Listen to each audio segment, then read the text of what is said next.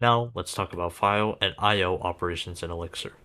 Elixir provides powerful built-in functions and modules for reading from and writing to files, handling exceptions, and working with streams. Let's start by exploring how to read from a file in Elixir. In Elixir, we can read the contents of a file using the file.read1 function. In this example, we read the file example.txt and use the pipe operator to pass the result to a case statement for pattern matching. If the file read is successful, OK content, we use IO puts 1 to print the file content. If there's an error in the error reason, we print an error message with the reason. Moving on, let's explore how to write a file in Elixir.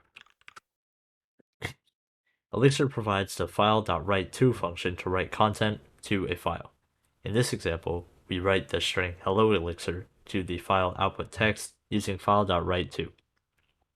We then use a case statement to check if the file write is successful or if there's an error. If the write is successful, or the :OK, we print a success message. If there's an error, we print an error message with the reason. Now let's see how to handle file exceptions in Elixir. In Elixir, we can use the try rescue construct to handle exceptions that may occur during file operations.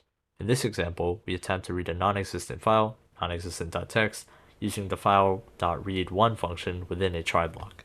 If an exception occurs, denoted by error, we use the rescue block to catch the exception and print a message indicating that the file does not exist.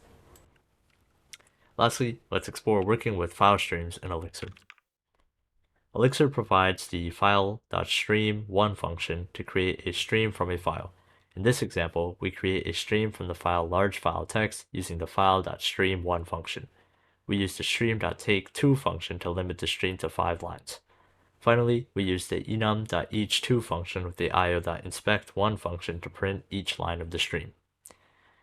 Alright, that concludes our exploration of file and I/O operations in Elixir. We've learned how to read from and write to files, handle exceptions, and work with file streams using Elixir's built-in functions and modules.